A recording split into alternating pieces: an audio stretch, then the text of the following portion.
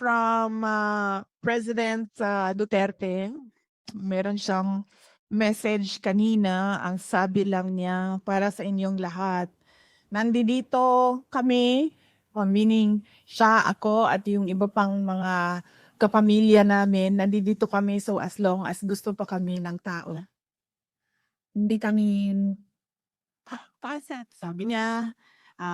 Hindi kami mamimilit kung ano yung gusto ng taong bayan.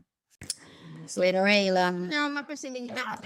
And of course, from myself, I thank you for your continued support.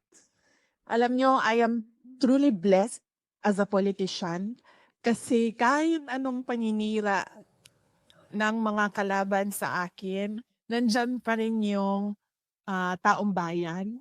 Because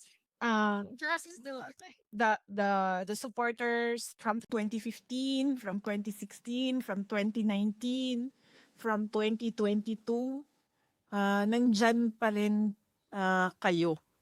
At hindi kayo, and then you know how to discern ano yung paninira at ano yung katotohanan. And for that, I am truly blessed.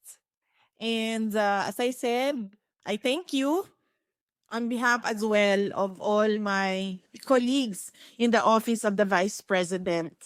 Dahil isa lang naman ako ako lang yung mukha ng Office of the Vice President. Pero yung trabaho sa opisina ay ginagawa ng maraming tao.